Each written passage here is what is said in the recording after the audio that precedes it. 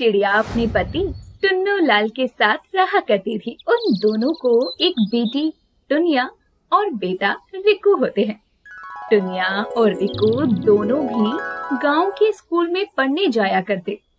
टुन्नू लाल गांव के एक कंस्ट्रक्शन साइट पर मजदूरी करता और उसी से अपना और अपना एक छोटे से परिवार का पेट पालता। एक दिन टुन्नू लाल पर मजदूरी करते समय एक बड़ा सा पत्थर आकर गिरता है, जिस कारण उसकी मौत हो जाती है और वो वहीं पर मर जाता है। अपने पति टुन्नू लाल के जाने के बाद टुनटुनी पूरी तरह से बेसहारा हो जाती है। अरे नहीं, ये क्या हो गया जी आपको? अब हमारे बच्चों का क्या होगा? मेरा क्या होगा? हम आपके बिना कैसे जिएंगे? आप तो इस घर की नींव थे जी। उठिए ना। ओ टुनिया और रिकू के पापा, उठिए ना, उठिए ना जी। पापा, उठो ना पापा, हम लोग आपके बिना नहीं रह सकते। पापा। आपके बच्चे भी आपको रो रो कर बुला रहे हैं। उठ जाइए ना, हम आपके बिना नहीं जी पाएंगे जी। टुन्नू लाल के जाने के बाद अब अपने बच्चों की जिम्मेदारी टुनटुनी के कंधों पर आ चुकी थी।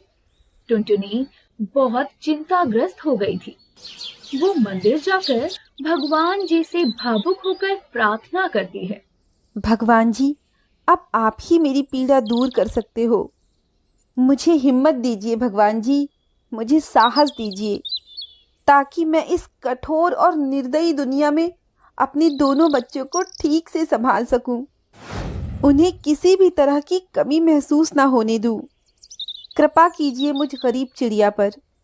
टुनटुनी अपना जीवन यापन करने की खातिर अब गांव में हर जगह पर जाकर काम ढूंढती है, लेकिन उसे कहीं भी काम नहीं मिलता।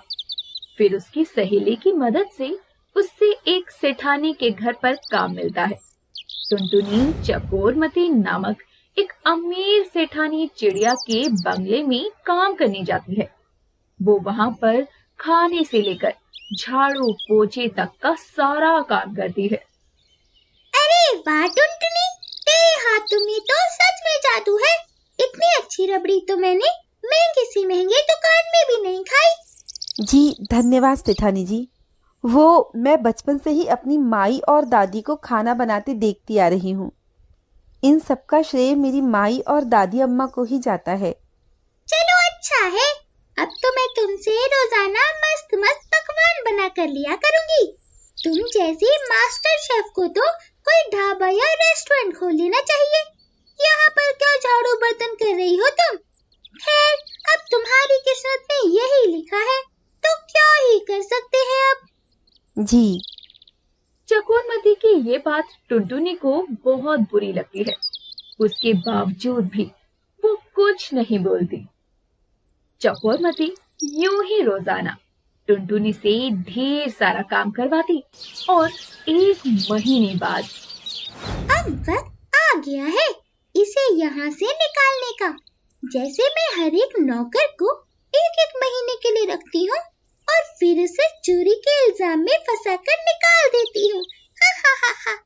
क्रूर चकोरमती टुनटुनी के झोले में अपने सोने का हार डाल देती है और फिर उस पे चोरी का इल्जाम लगाकर उसे पकड़कर खूब सुनाती है। अब ज्यादा भोली बनने की जरूरत नहीं है। मैं अच्छी तरह से जानती हूँ तो जैसी औरतों को गरीब फटीचर कहीं के तुम लोगों को चोरी करने के अलावा कुछ और आता भी है कि नहीं? लेकिन सेठानी जी, मैंने ये हार नहीं चुराया। भगवान जी की सौगंध, मेरा यकीन कीजिए, मैं भला ऐसा क्यों करूंगी? क्योंकि तू एक गरीब विधवा है, इसलिए। और तुझ जैसी गरीब और लाचार औरतों के पास अगर पैसे खत्म हो जाए ना, तो तुम लोग चोरियां ही करती हो। हाँ, रुक, अभी पुलिस को फोन लगाती हूँ।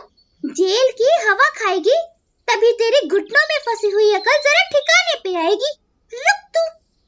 टुनटुनी रोने लगती है। नहीं सेठानी जी, ऐसा मत कीजिए। सेठानी जी, मेरी बात तो सुनिए। ठीक है, माफ किया तुझे। चल निकल तुझे कोई तनख्वाह वगैरह नहीं मिलेगी। चल चल दफा हो जा यहाँ से, पतली गली पकड़कर। चकोरमती टुनटुनी को धक्के मारकर घर से बाहर निकाल देती है। बेचारी टुनटुनी रोते रोते घर वापस आती है। तभी स्कूल से आए रिकू और टुनिया अपनी माँ को रोते देखकर घबरा जाते हैं। माँ, क्या हुआ माँ?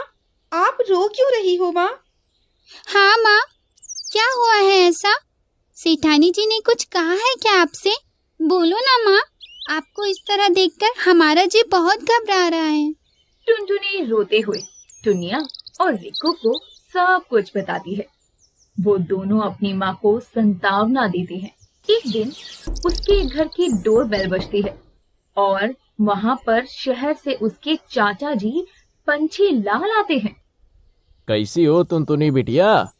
और टुन्नू लाल कहाँ है? ये ले टुनिया और रिक्कू, शहर से तुम्हारे लिए तोहफे लाया हूँ। चाचा जी, टुनिया और रिक्कू के पापा अब इस दुनिया में नहीं रहे। क्या? टुनटुनी पंछी लाल को सारी कहानी बताती है कि कैसे उसके जीवन में कठिनाइयां हैं और वो रुकने का नाम ही नहीं ले रही हैं। वो रोती है और फिर उसके हाथ का स्वादिष्ट और मजेदार खाना खाकर पंछी लाल बहुत खुश हो जाते हैं और वो उसके हाथ में पैसों का एक बंडल रखते हैं। ये क्यों चाचा जी? रख ले बिटिया, मैं तेरा बाप ही हूँ और तू मेरी बेटी है और मैं अपनी बेटी को इस हालत में नहीं देख सकता। बिटिया, तू बहुत जायकेदार खाना बनाती है। तुझे गांव में अपना एक ढाबा खोल लेना चाहिए जिससे तुझे भरपूर मुनाफा होगा। टुनटुनी की आंखों में पानी आ जाता है और वो पंछी लाल के पैर छूकर उसका आशीर्वाद लेती है। धन्यवाद चाचा जी, आपका लाख लाख धन्यवाद। आप इस विकट स्थिति में मेरे लिए भगवान बनकर आए हो। मैं बहुत शुक्रगुजार हूँ। जुग जुग जियो बिटिया, जुग जुग जियो, हमेशा खुश रहो। इन सुंदर सुंदर तोहफों के लिए भी बहुत धन्यवाद। हाँ, ये बहुत अच्छे हैं। मैं इन खिलौनों के साथ रोज खेलूंगा अब। प्यारे बच्चों, लेकिन खेल कूद के साथ ही तुम दोनों पढ़ाई करना मत भूलना, क्योंकि पढ़ोगे लिखोगे तभी जीवन में आगे बढ़ोगे। टुनटुनी अब उन पैसों से गांव में अपना एक ढाबा खोलती है और वो बहुत मेहनत करके अपना काम करती है। टुनटुनी के ढाबे पर बहुत से लोग खाना खाने आने लगते हैं और दिन भर उसके ढाबे के बाहर भीड़ लगी हुई रहती थी, जिससे बगल वाले उल्लू चंद के ढाबे पर कोई खाने नहीं आता था और वो इस बात से बहुत गुस्सा होता है और उसे बहुत जलन महसूस होती है।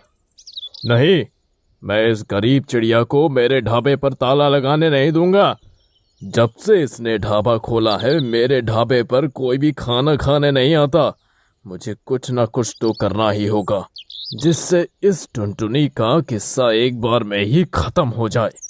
उल्लू चंद गुस्से में आकर टुनटुनी को बर्बाद करने की योजना बनाने लगता है और रात में वो टुनटुनी के ढाबे पर जाकर उसे जलाने जा ही रहा था कि तभी वहाँ पर टुनटुनी और उसके दोनों बच्चे रिक्कू और टुनिया आ जाते हैं। क्यों बे कमीने, तू हमारा ढाबा बर्बाद करना चाहता है? रुक जा, अभी सबक सिखाता हूँ तुझे। रिक्कू, माँ, उठाओ औजार। टुनिया, रिक्कू और टुनटुनी तीनों के तीनों लकड़ी उठाकर उल्लू चंद की पिटाई करने लगते हैं। अरे नहीं, मत मारो मुझे, माफ कर दो मुझे, मैं आइंदा से ऐसा नहीं करूँगा, मत मारो मुझे। ये ले। बड़ा आया हमारा ढाबा जलाने वाला। कोई अगर शांति से और ईमानदारी से मेहनत करके पैसे कमा रहा है तो उसमें भी तुम जैसे दरिंदों को दिक्कत होती है। माँ, इसे लेक्चर मत दो, इससे तो जम के कूटो। टुनटुनी और उसके बच्चे उल्लू चंद को इतना मारते हैं कि वो डर के मारे गांव छोड़कर भाग जाता है और फिर कभी लौट कर नहीं आता। टुनटुनी अपने ढाबे से ढेर सारे पैसे कमाकर अपने दोनों बच्चों को खूब पढ़ाती है और दोनों बच्चे बड़े होकर अफसर बनते हैं।